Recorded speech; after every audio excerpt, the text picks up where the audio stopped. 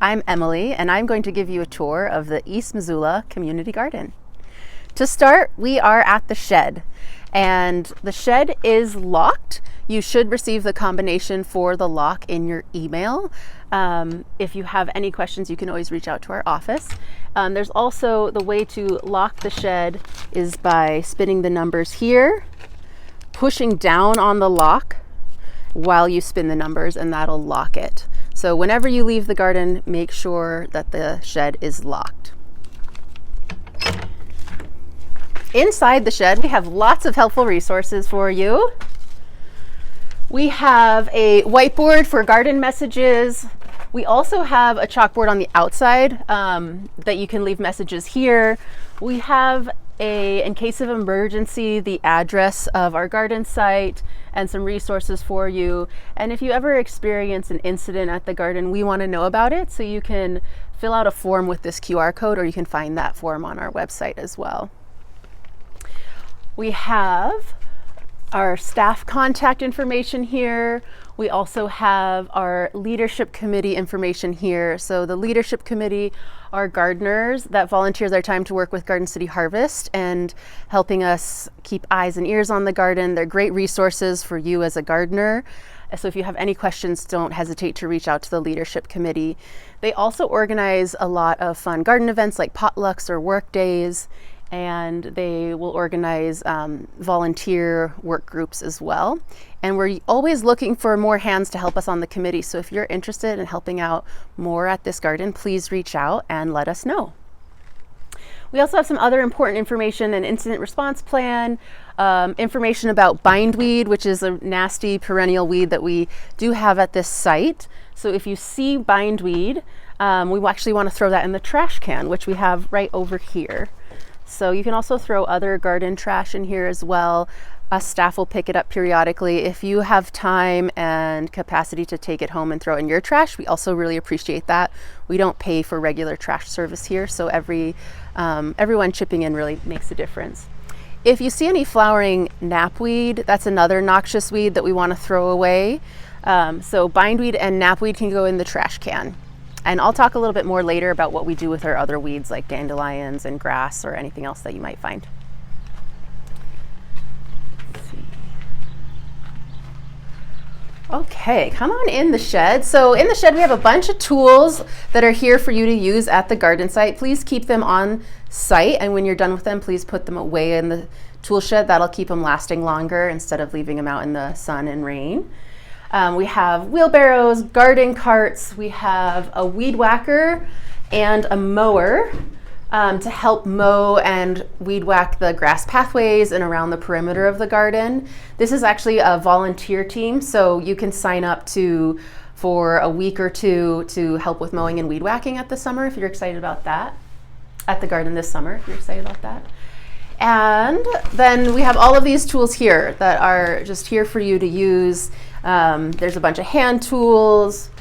If there's anything that is broken or missing, or perhaps there's a really special tool that you love and you think other people will love to use, please let us know. We can replace and fix tools often, and we're always curious in learning about new tools.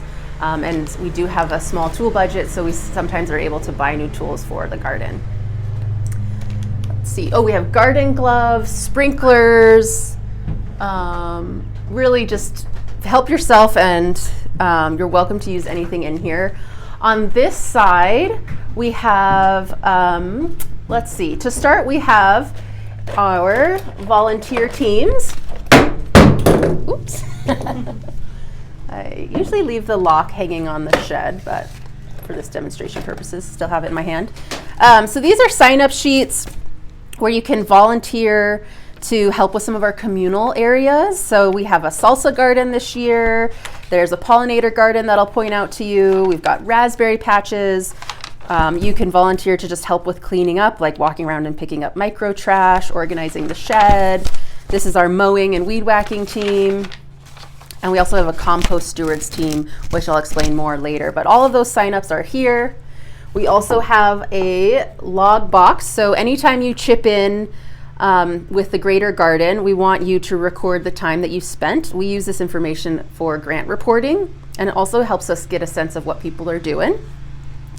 So it's sorted alphabetically. You can just grab a card and write your name on it, and then the time and what you were doing, and then you can store it in here alphabetically, so later you can add to it later in the season, just tally your hours.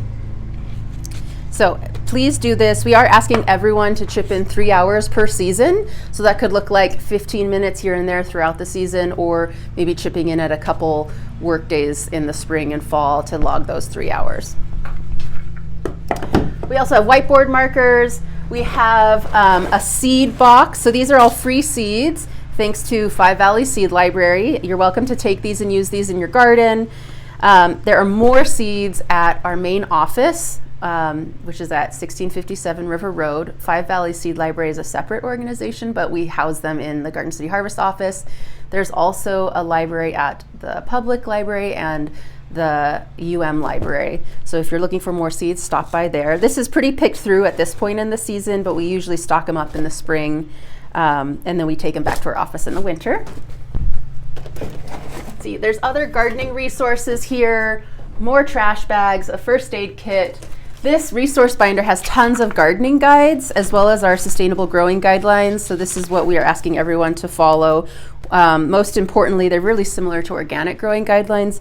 No synthetic pesticides, herbicides, or fertilizers. But there's a lot of really interesting information in here on weeding, companion planting, beneficial bugs, and more.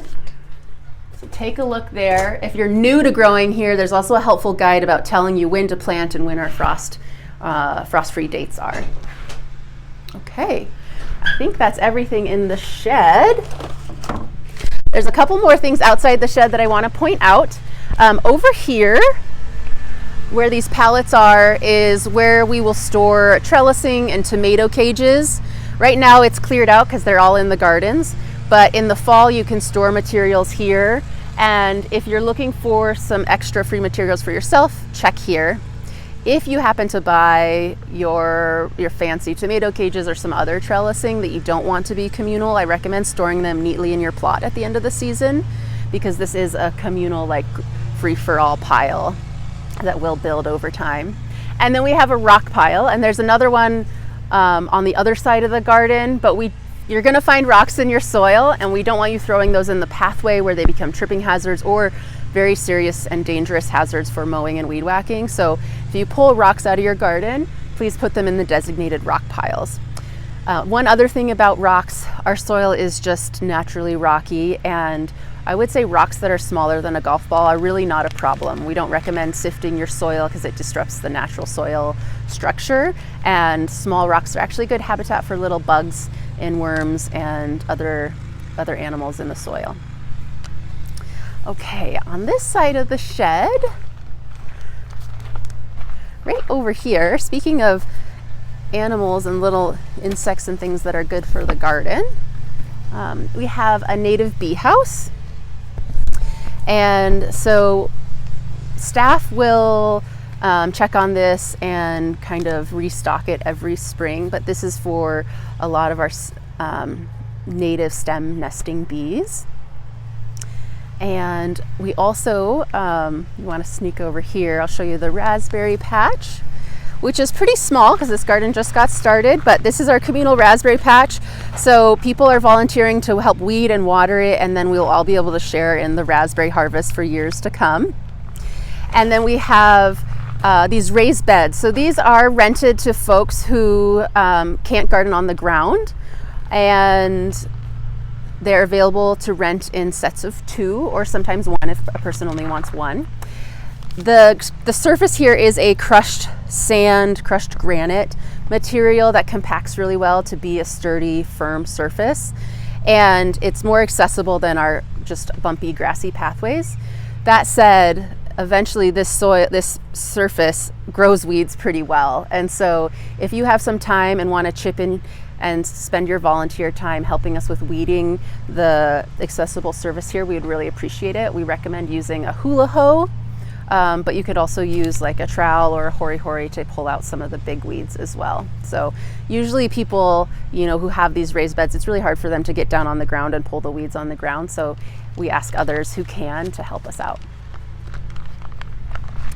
Let's see.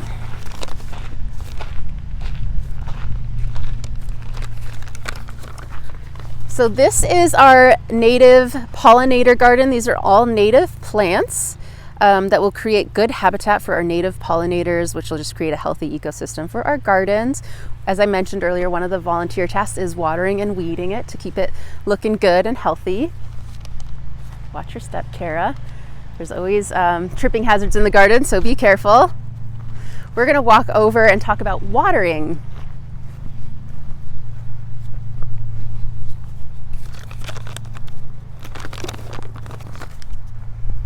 So at this garden, we have several hoses that are communal hoses for everyone to use to water their gardens. We provide the hoses and the sprayer nozzles. So if you're seeing there's a major leak or one's broken, please let us know so that we can replace it. The water here comes from a unsealed well, so it's not potable. Please don't drink it. If you do need drinking water though, there is city water at the water fountain over at the park next to the outhouse and the ball fields. The water, when you turn it off, please just make sure to drain the water from the hose. Like open the sprayer nozzle after you turn off this spigot so that the water drains out of the hose. That'll just help our hoses last a little longer so the water isn't expanding and putting excess pressure on the hose. So there's that. There's several throughout here. We just recommend communicating with your neighbors if there's multiple ones of you and taking turns. But there are a number of them that we should be good to go. Let's see. Please stay tuned. At the very end of this, we're going to talk about what you can do if there's like a major water leak. We'll show you where the emergency water turnoff is for the entire site. That is really important to know. Hopefully you'll never have to use it, but we'll show you that at the very end, so stay tuned.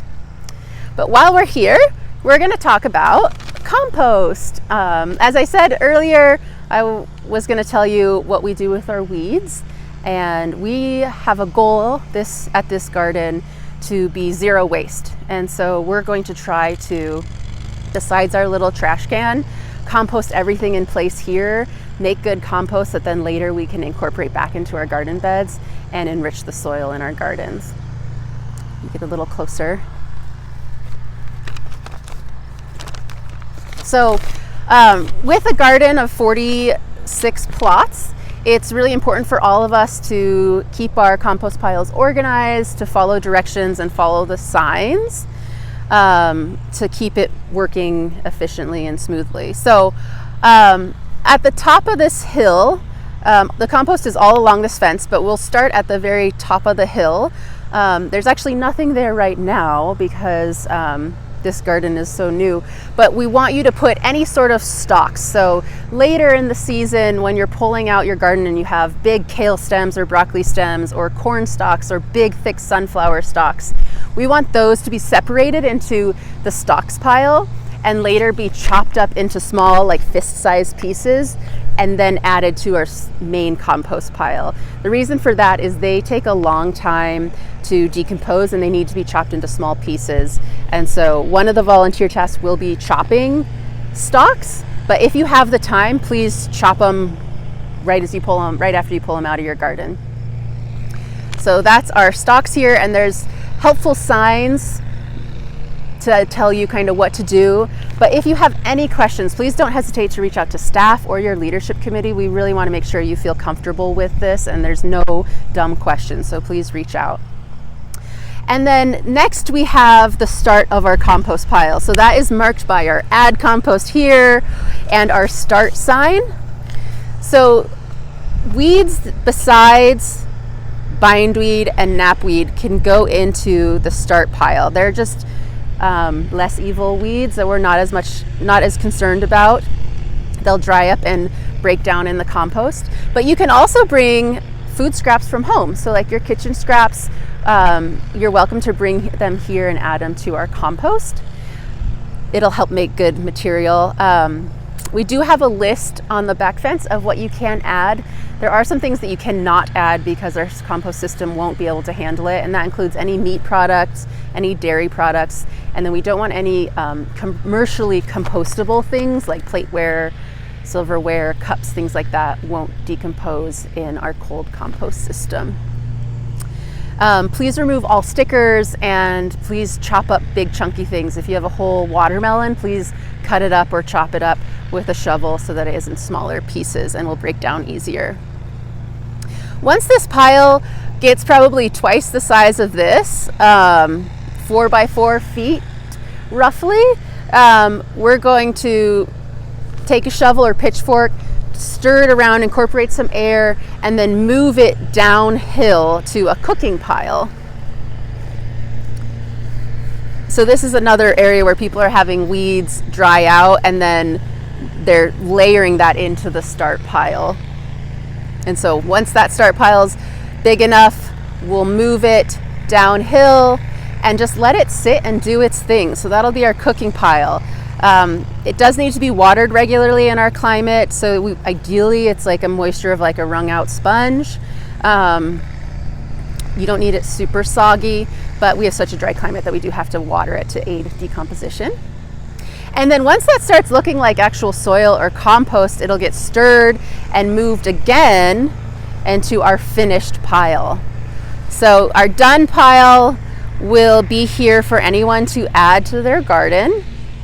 And our goal at the end of the season is that everyone will be able to take a couple buckets worth or even a wheelbarrow worth and put it in their gardens. And actually we'll have like a rule that you have to take compost from here and add it to your garden so that this done pile is empty by the start of next spring, so that then we keep moving piles down, it all gets used. We also have a pile of manure.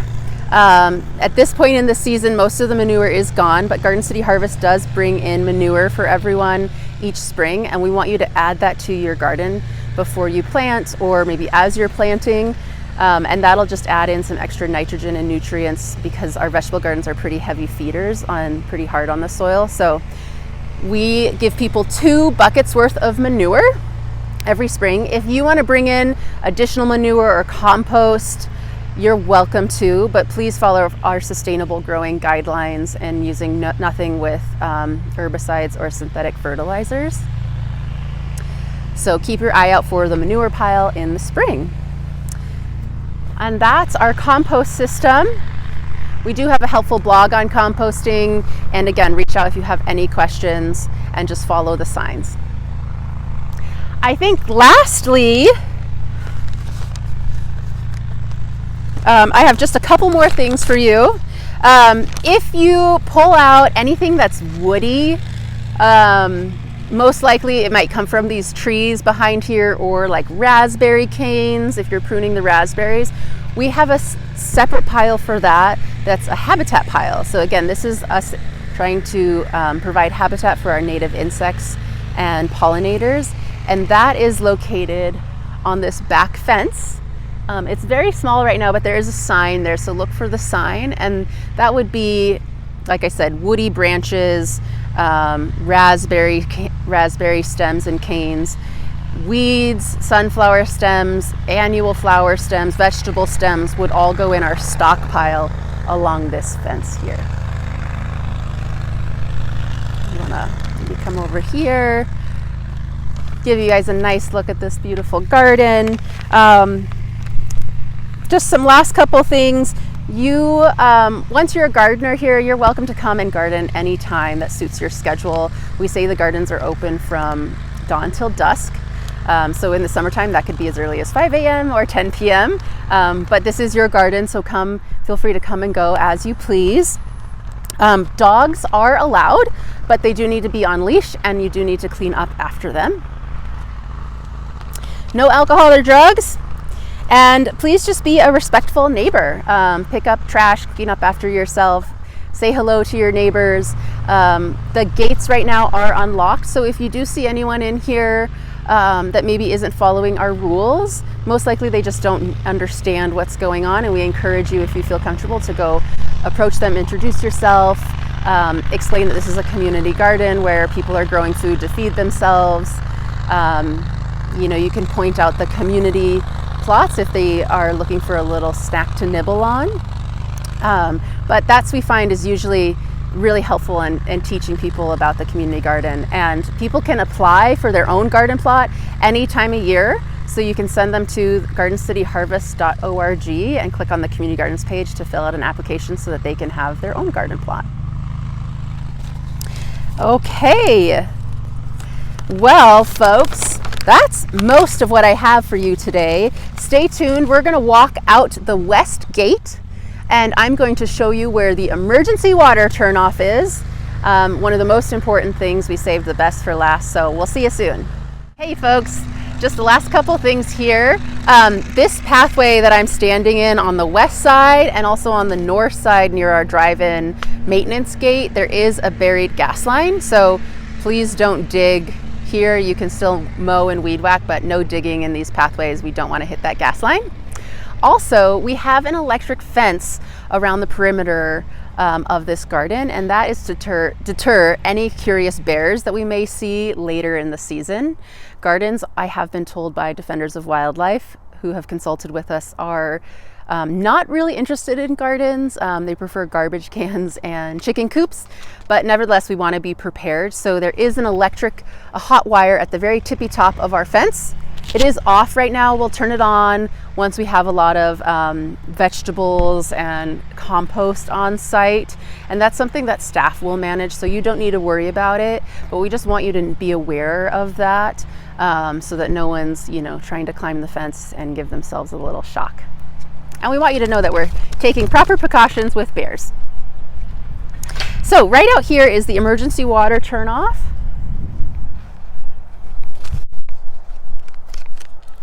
So there's 2 valve boxes. These green plastic lids are a valve box, an irrigation valve box, and ours is the one closest to the garden. You just kind of lift it up. Ooh, always some fun bugs to find. And here is the valve. So this handle you would push down and turn it perpendicular to the pipe to shut off water for the entire garden. Right now it's parallel to the pipe. That means the water is flowing and on. So again, this is something that staff will handle, and we'll turn on the water early in the year. We usually try and get it on by opening day in mid-April, depending on the season. If it's really a cold year or there's like really low overnight lows near freezing, we may delay it until early May. But we will know that we will turn the water on, and then in the fall we will shut the water off and winterize everything at the end of the year. That is usually, again, it depends on frost, but I would say early mid-October. This reminds me also, closing day for the gardens is the 3rd weekend in October, so that's the deadline to winterize your garden plot. By no means does it mean you have to leave and vacate and you can't come back. We want you to feel free to come and go, continue harvesting kale or carrots, plant garlic, whatever those late season crops that you want. But we do need you to pull out, clean up tomatoes, hot crops, and just like winterize things for the season. So thank you all so much for listening. Lastly, with this irrigation thing, hopefully you'll never have to deal with it, but we want you to know where it is so that you're prepared.